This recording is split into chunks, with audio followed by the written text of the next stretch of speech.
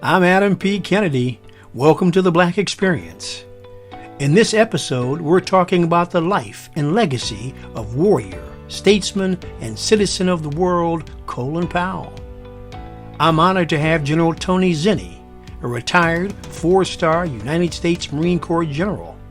He was Commander-in-Chief of the U.S. Central Command and served his country in numerous diplomatic roles as the U.S. Special Envoy to Israel and the Palestinian Authority, and in missions to Pakistan, Somalia, Eritrea, and Ethiopia.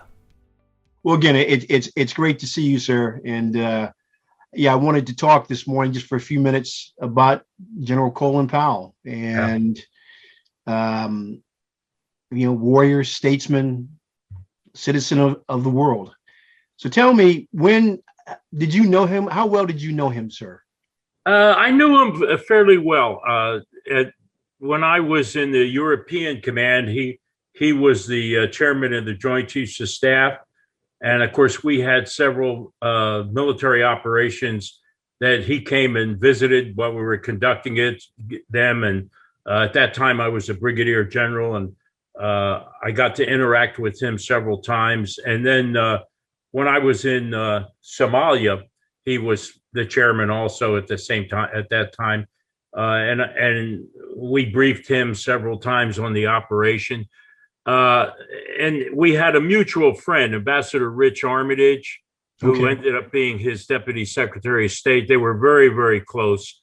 And Rich Armitage is a close friend of mine. So really through Rich, I got to know him maybe on a more personal basis. And then, of course, he had asked me when he was secretary of state to head up the Israeli-Palestinian negotiations. So I worked directly for him as a special advisor on the Middle East, particularly focused on that issue. And so, through that relationship from throughout the 90s and into the early 2000s, I got to know him, fairly well. And of course, had a tremendous respect for him. Not only a great person to work for, but just someone you admire and feel like this is the person you want to be your mentor. He just had it all. Yeah, a man of great integrity, great honor, tremendous charisma, brilliant mind. I think one of the most impressive characteristics, he could talk to a private in the ranks and connect to that he or she on a level that few seniors could, and then talk to a head of state and have the same effect. He just had that kind of personality. I really, really wanted to see him run for president. I thought our country missed a fantastic opportunity. I think especially at 9/11, had he been the president, I think the outcomes would have been very different. Unfortunately, that didn't work out that way. And he being someone that, really practiced humility and, for family and other reasons, did not want to take that course. I think the country lost a great leader from that perspective. And he's just someone that I think I don't care who you were and whether you were black, white, what ethnic group or whatever. He was someone that when he walked in the room, you knew he was somebody special, and you knew he was somebody you wanted to be like in some way, especially as a young officer. And I got to know him when I started as a brigadier general. But I just saw him as the consummate senior general officer. He filled that role of the chairman in a magnificent way. I felt tremendously disappointed in the Bush administration in the way they treated him. Had they listened to him, they would have saved this country a lot of grief. They did not listen to him. They abused his popularity.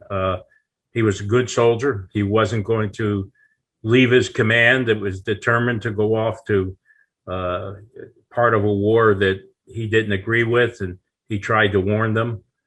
He saw the importance of focusing totally on the war on terror and Al Qaeda and Afghanistan, and he saw clearly that Iraq was a distraction. He questioned the intelligence, and he was exactly right. It should have been questioned. And they used his popularity to push him out front. And I think he knew in his gut that the intelligence was not good. He was told it was by those senior intelligence officials. He was loyal to his president. He's loyal to his country at war, and he bit the bullet. He regrettably.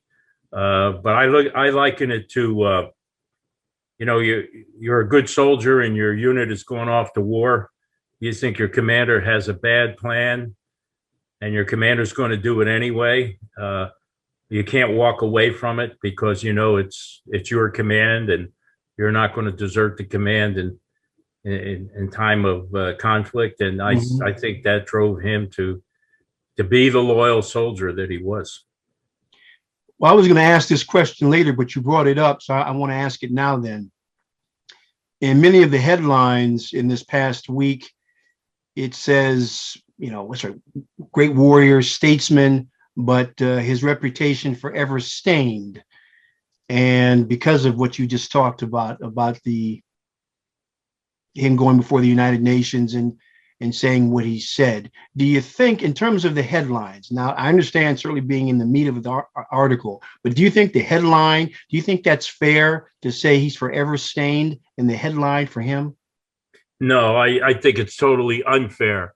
I don't think those that write that sort of thing or put that sort of thing out in media understood what happened.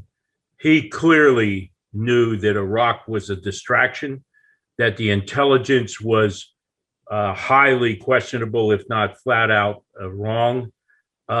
His president would not listen to him. His president took advice elsewhere, obviously with the vice president and secretary of defense. His president was hell-bent to do this, so he was left with a choice. Like I said, think of it in terms of a soldier. Your unit's going off to war, literally, and you have to decide whether you're going to resign and not go with your unit, you cause a disruption. Could you better serve your unit and your country by being there and at least try to mitigate the issues and the problems that you saw? And so this is a hell of a dilemma. And in many ways, I think that administration abused his popularity, like I said, by pushing him out there to do this. I think it was Bob Woodward that said, one of his sources said that the vice president said to him, "You have a higher popularity rating than the rest of us, and you could afford to lose a few points," which is, to me, horrible. Yeah. I know he spent a lot of time with director of the CIA. He had hard questions about that intelligence. He wanted that director to sit behind him at that UN brief. I think those of us that knew the situation in Iraq, and I spoke out at that time and said, it's bogus. There is no weapons of mass destruction. There is no threat from Saddam. I testified to that effect for the Senate Foreign Relations Committee and elsewhere.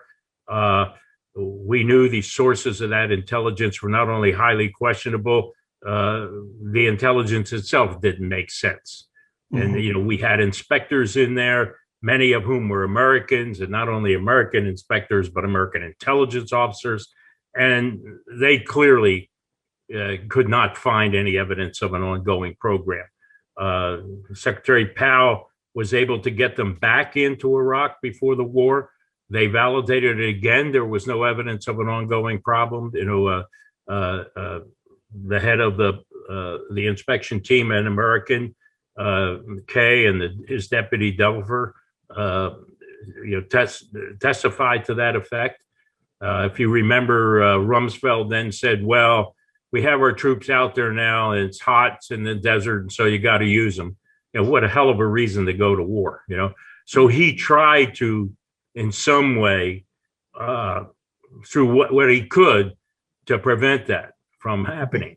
And I think he saw it as a flawed plan, first of all, an unnecessary war, one that would distract us from what should have been our primary focus, which was Al-Qaeda in in Afghanistan, excuse me. And he saw that it was just going to further destabilize the Middle East.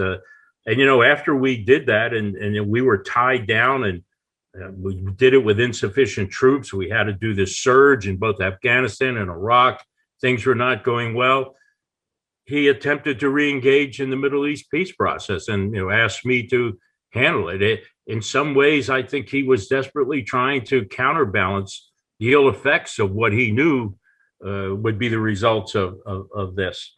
So his going to the UN to get the inspectors back in, his attempts at least trying to get an Israeli-Palestinian peace agreement, were all efforts to try to counterbalance the damage that was done. And I think people that publish this as a quote stain need to understand that he was faced with two bad choices. He resigns, it becomes a big issue, it damages the administration and their credibility. They're going off to do this anyway.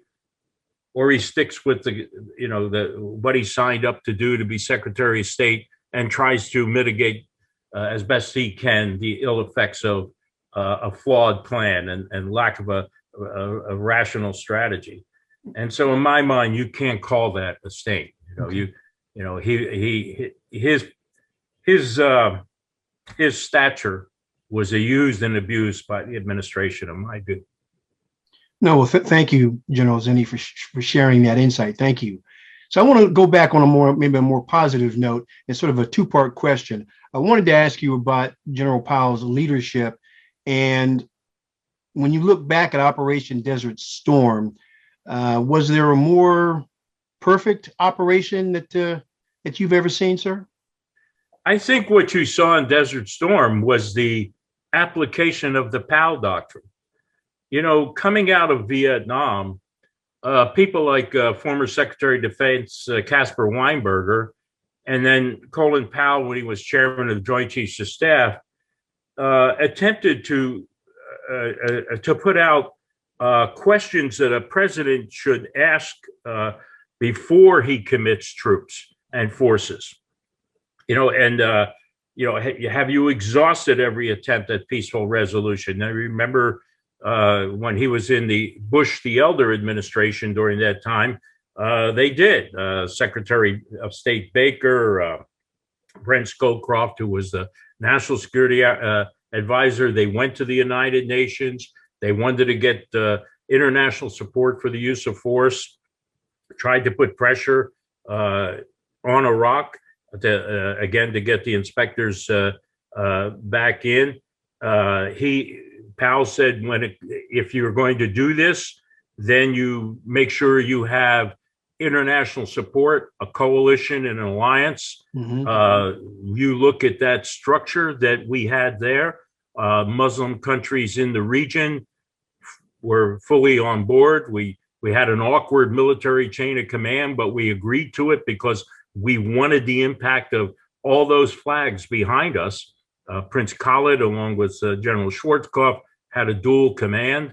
The number of countries that participated and signed up were phenomenal. The other tenet of the Powell Doctrine was use of overwhelming force. Yes. And one thing I realized in talking to Colin Powell is overwhelming force just didn't mean military force. That was part of it. Go in with overwhelming military force. That's what our strength is. You could always withdraw them and take them back. But what Powell realized as the consummate military commander, if you never gain momentum and keep it, you'll never recover from lack of momentum because you were in there with insufficient force. You saw that in Iraq and Afghanistan in the way Rumsfeld threw away the war plans and went with too few troops, and then later tried to recover on the surge. And you're not going to recover from the momentum you lost for all sorts of reasons. But it was not just overwhelming force in the military context.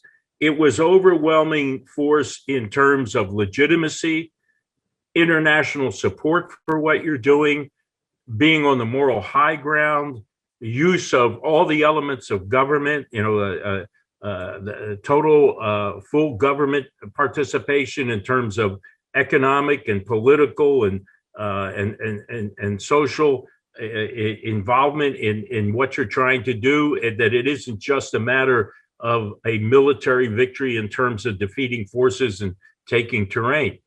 And what you saw in Desert Storm was the application of the Powell Doctrine. Mm-hmm. What you saw in these operations in Iraq and Afghanistan were the results of not following, doing exactly the opposite, despite the warnings from Powell and those that went through Vietnam that understood what that could lead to if you didn't apply those principles that he stated.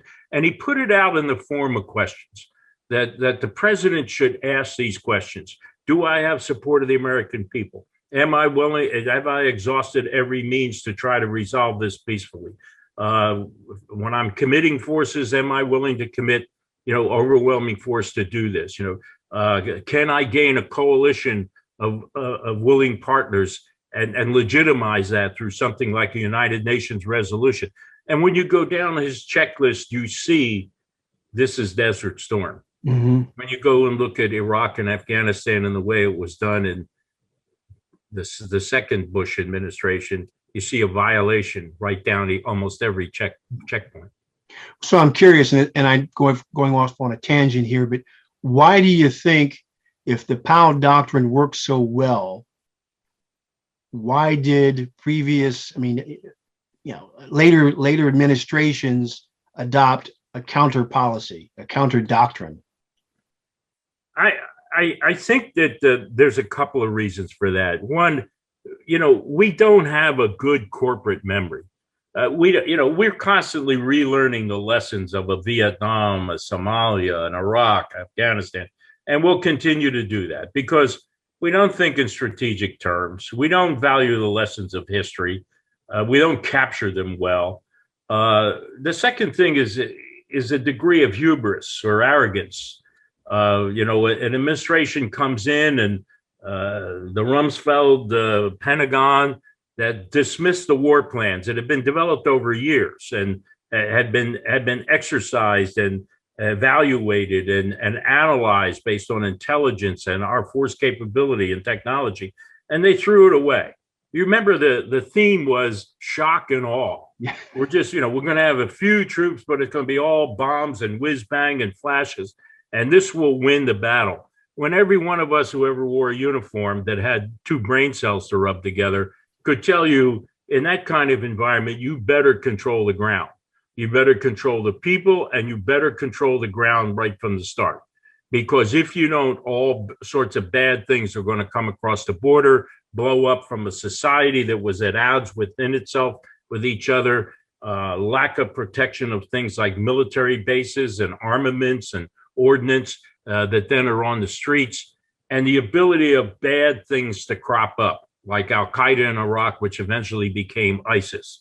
And so the whole business in Iraq actually contributed to increasing the threat of terrorism by adding another more violent terrorist group, which we later paid a price for in Syria and the rest of the region. Then it helped to diminish the threat. And even in Afghanistan, Powell Doctrine was not followed. We bet the ranch on the Northern Alliance that would come marching down, with a few CIA guys on horses. Al-Qaeda was trapped at Tora Bora, but they sold out and they were allowed to escape to Pakistan. Had you followed the Powell Doctrine, overwhelming force would have gone in to trap Al-Qaeda. It would have been U.S. or U.S. and coalition forces, and this might have been a different outcome than Al-Qaeda being able to find sanctuary in a neighboring country like Pakistan. No, thank you for that insight, General Zinni. Thank you. So tell me then, what do you think, what's Colin Powell's legacy, sir? Well, I think it's really great to look at that sort of in component parts. I think in terms of his generalship and his military career, within the military, he will be seen as one of the greatest military leaders we ever had. And we talked about, maybe the capstone of that might have been Desert Storm and the Powell Doctrine and the way he managed and ran all that. I think he will be seen again in a military context as a great leader, one that had true caring for his soldiers, sailors, airmen, Marines, Coast Guardsmen. I mean, he had that touch that right down to the lowest ranking individual and he could communicate to, and he cared about their welfare. So I think in a military context, he'll be up there with the greatest generals that we've had. Military brilliance, the great leadership. I think if you look at his, obviously, he was a pioneer in terms of breaking through the racial barriers.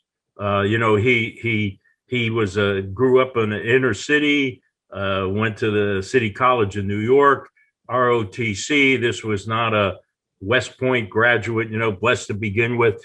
And he, on pure merit and struggling through at a period in time when there were few African Americans, achieving the grades that he was achieving up the line, you will see him in that respect again as someone who was, he's going to be the Jackie Robinson of the military and regarded in that light in many ways. Mm-hmm. I think in terms of his statesmanship, he was a national security advisor for Reagan.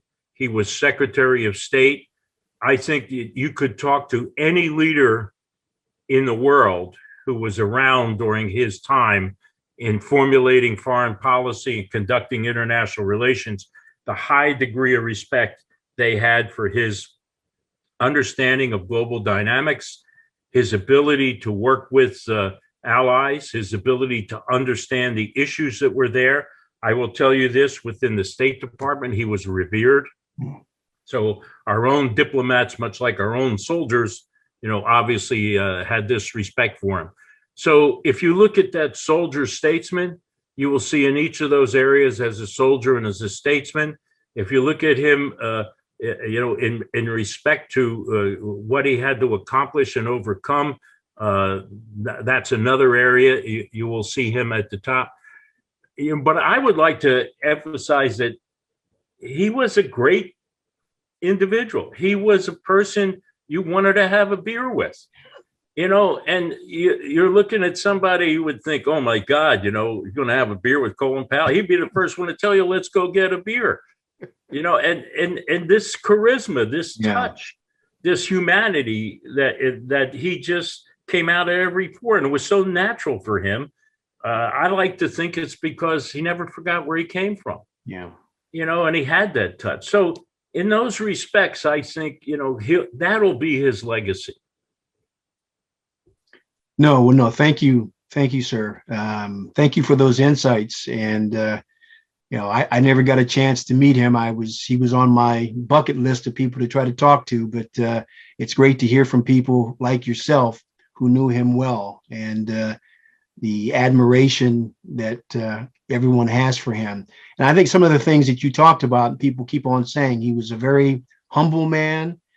He was able to make everyone feel welcome and important, from, as you said, from the privates to the highest officers or leaders around the world.